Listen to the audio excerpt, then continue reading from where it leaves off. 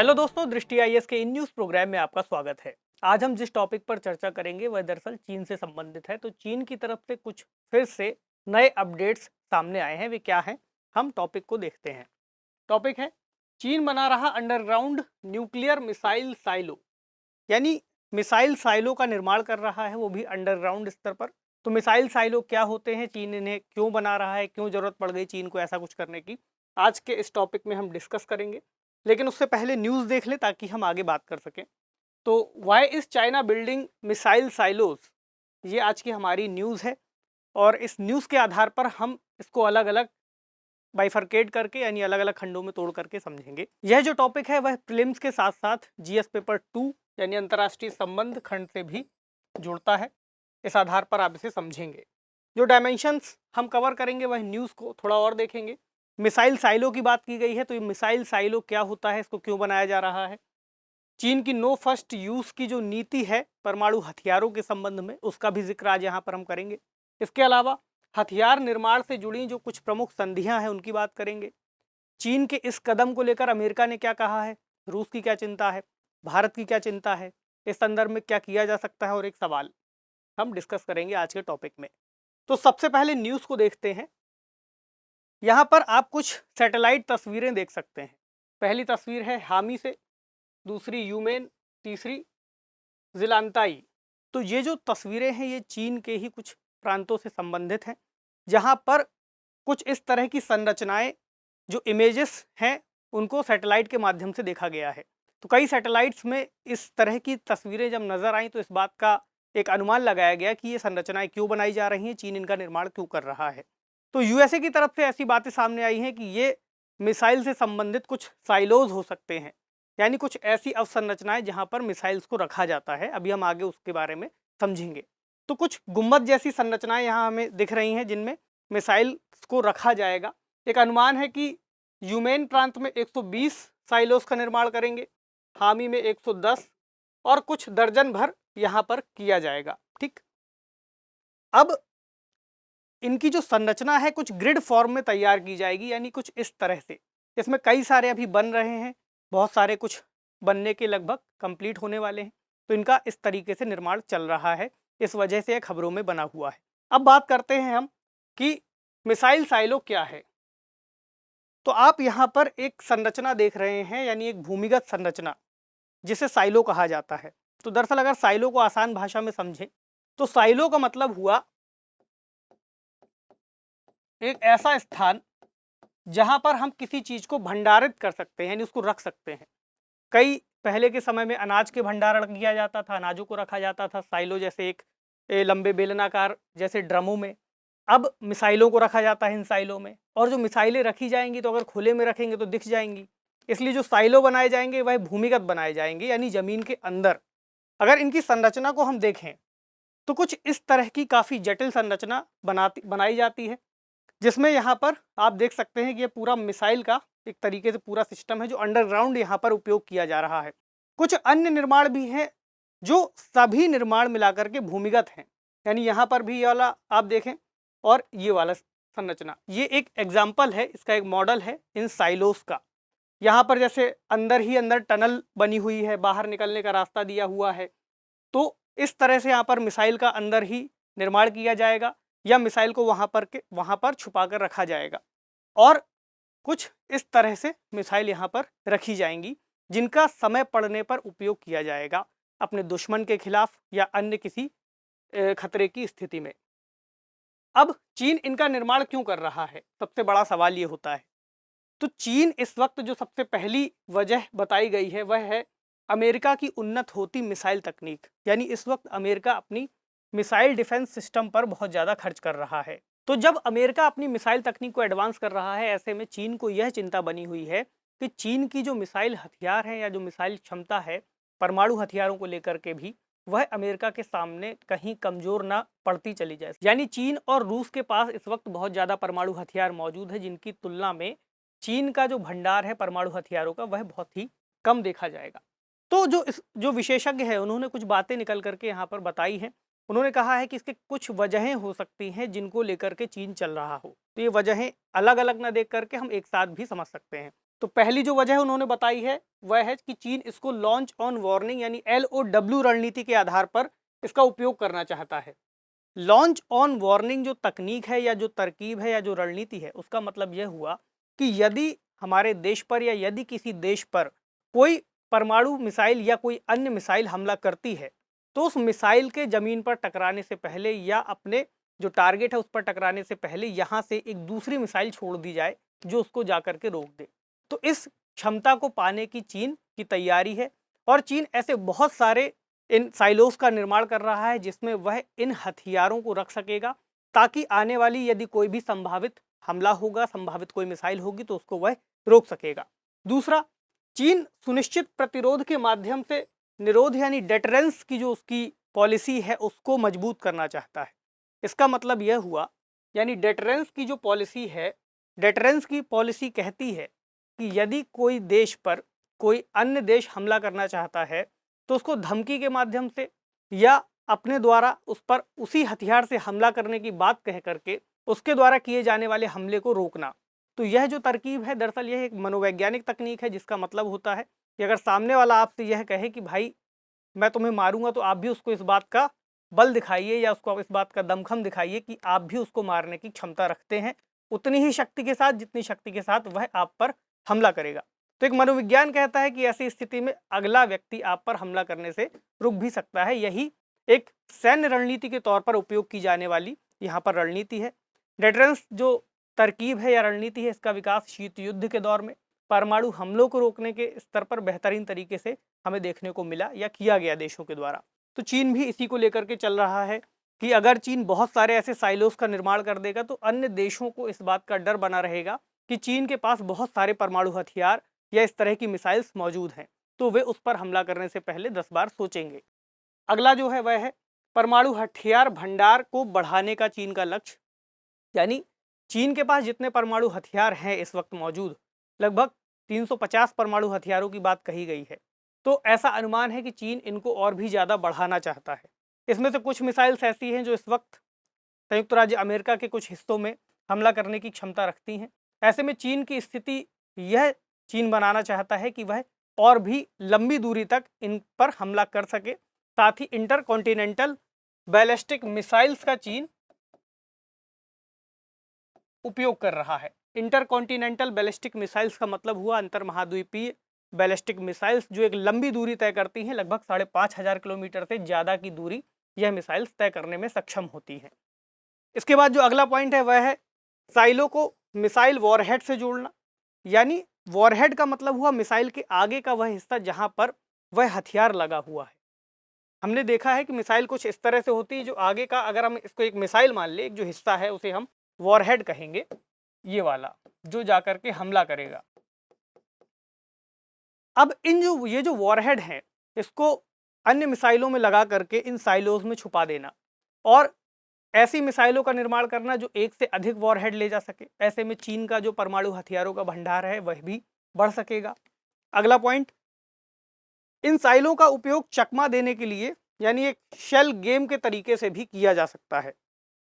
मानकर चलिए कोई देश अगर चीन पर हमला करना चाहता है तो उसको इस बात का पता होगा, हमने शुरू में देखा था एक ग्रिड फॉर्मेशन की बहुत सारे साइलोस छोटे छोटे जो बनाए जा रहे हैं, अगर उनको हम यहाँ पर देखें तो लगभग ये वाला फॉर्मेट।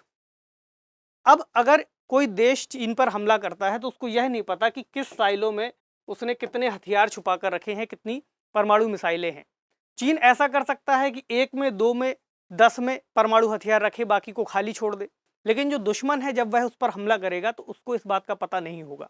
ऐसे में उसके जो स्ट्रेटेजिक हथियार हैं, रणनीतिक हथियार हैं, उसे हर एक टारगेट पर हिट करना पड़ेगा और ऐसे में दुश्मन के हथियार भी नष्ट होंगे और अनावश्यक रूप से व्यर्थ होंगे। तो ये जो सौदा है चीन का, घाटे का सौदा नहीं कहा जा सकता। चीन इससे अच्छा खासा लाभ या बढ़त हासिल करने की स्थिति में दिख रहा है। और साथ ही यहाँ पर इसको जो इमेज में लिया गया है ये है DF-41 चीन का अत्याधुनिक रॉकेट लॉन्चर, यानी एक solid fuel road mobile ICBM है जो सड़क पर चलते हुए मिसाइल को लेकर के जा सकता है, एक अन्य स्थान से दूसरे स्थान पर जाकर के मिसाइल लॉन्च कर सकता है। तो इसको यहाँ पर बढ़ाने की जो तैयारी है चीन की बहुत ज़्यादा है। इसलिए इसको यहाँ पर इमेज में हमने दिखाया है। अगला एक जो महत्वपूर्ण पॉइंट है वह है परमाणु शक्ति के रूप में चीन की छवि को मजबूत करना, ताकि जो अन्य देश हैं, रूस या अन्य क्षेत्रीय प्रभाव जिन पर चीन का है, जैसे फिलीपींस या दक्षिण चीन सागर वाला विवाद, जो छोटे छोटे देश वहाँ पर मौजूद हैं, तो उन पर भी चीन का प्रभुत्व बना रहे। एक वैश्विक महाशक्ति के रूप में, एक वैश्विक परमाणु शक्ति के रूप में चीन के अगर परमाणु हथियार ज़्यादा दिखेंगे तो अपने आप में चीन को एक बढ़त हासिल हो सकेगी। अब ये एक मैप है जहां पर उस रेंज को दिखाया गया है कि चीन की कितनी रेंज में कौन सा देश आता है या कौन सा देश नहीं आता। 7,000 किलोमीटर की रेंज लगभग यहाँ पर आएगी, यानी इतने देश चीन कवर कर लेगा। 11,000 किलोमीटर की रेंज यहाँ पर और 15,000 किलोमीटर की रेंज यहाँ पर। एक बहुत बड़ा एरिया चीन इस वक्त जो अपनी ICBM यानी इंटर कॉन्टिनेंटल बैलिस्टिक मिसाइल्स को तैयार कर रहा है, तो वे लगभग 15,000 किलोमीटर तक हमला कर पाने में सक्षम होने वाली है। ऐसे में ये एक चिंता का विषय है।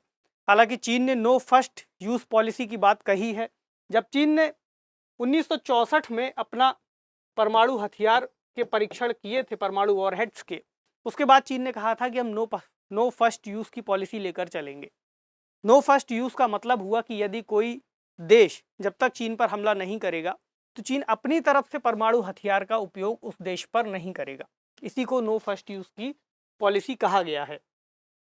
अब चीन के पास इस वक्त लगभग 350 जो वॉरहेड है, हमने बात कर ली, ये 2021 का आंकड़ा बताता है, अभी हम देखेंगे बाद में। और चीन ने CTBT एक जो ट्रीटी है उसको इस वक्त रेटिफाई नहीं किया है, ये एक फैक्ट है जानने वाला। और NPT को चीन ने हस्ताक्षर किया है और चीन के पास न्यूक्लियर ट्रायड की क्षमता मौजूद है।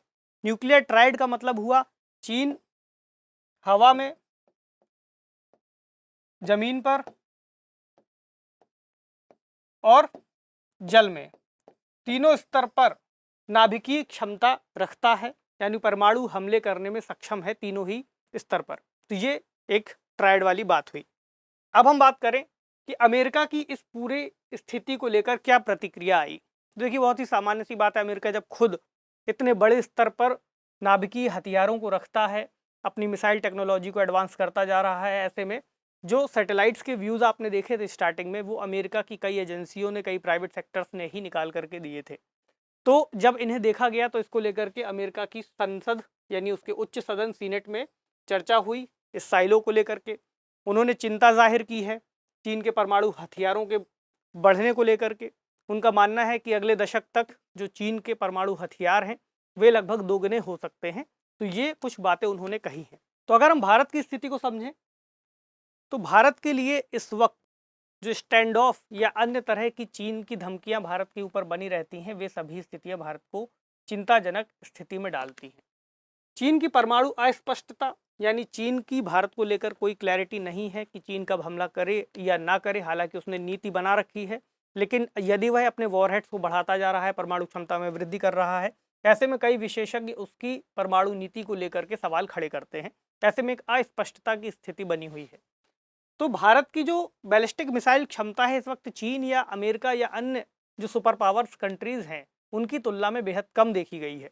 तो एक चिंता बनी हुई है कि भारत की क्षमता चीन के मुकाबले बहुत कम है। साथ ही जब हमने स्टैंड ऑफ की स्थिति देखी थी उस समय चीन ने उसका जो एडवांस DF-26 मिसाइल सिस्टम है, ये आप यहाँ पर देख सकते हैं, इसको भी तैनात कर दिया था चीन के जिंजियांग जैसे प्रांतों में, जहाँ से भारत को आसानी से टारगेट किया जा सकता था।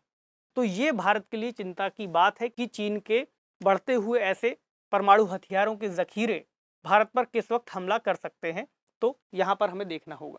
अब हम वैश्विक स्तर पर देखें कि किस देश के पास कितने परमाणु हथियार मौजूद हैं, तो इसको हम इस मैप में देख सकते हैं। ये 2020 का एक आंकड़ा है। हालांकि बहुत ज़्यादा हम इसको क्लियर तो नहीं कहेंगे, ये अनुमानित आंकड़ा होता है, क्योंकि कोई भी देश अपना 100% सच्चाई से तो नहीं बता देगा कि हमारे पास इतने परमाणु हथियार मौजूद हैं, इतने नहीं हैं। तो अनुमान बताता है कि भारत के पास यहाँ पर 150 हथियार परमाणु वॉरहेड्स मौजूद थे 2020 में। इस वक्त कहा गया है कि 156 से 160 तक संख्या पहुँच सकती है। अलग अलग सोर्सेस में हमें अलग अलग तरह से जानकारी मिलती है। इसमें चीन का आंकड़ा 320 दिया हुआ है, जिसे अब 350 बताया जा रहा है। और नॉर्थ कोरिया का 30 से 40 है, 40 से 50 हो सकता है 2021 में। रशिया का 6000 से ज़्यादा, पाकिस्तान का 160 जिसे 165 तक अब बताया जा रहा है, इजराइल का 90, फ्रांस का 290, यूके का 215 2020 के मुताबिक, और यूएसए के पास 5800। यानी अगर हम देखें तो लगभग 90% जो परमाणु हथियारों की जो क्षमता है वह केवल रूस और अमेरिका के पास ही मौजूद है।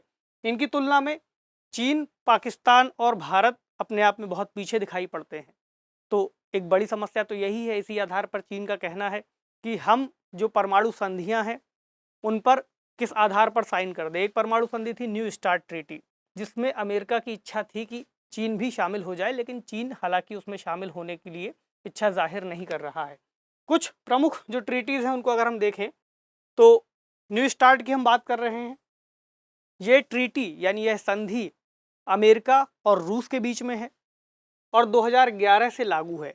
इसमें ही अमेरिका की इच्छा थी कि चीन भी शामिल हो जाए, लेकिन चीन का कहना है कि हमारे पास तो परमाणु हथियार अमेरिका की तुलना में ऑलरेडी बहुत कम है, फिर हम इसमें शामिल होने का हमारा क्या ही फ़ायदा। अगली है treaty on the prohibition of nuclear weapons. ये यूएन की ट्रीटी है जो 22 जनवरी 2021 से लागू हुई है।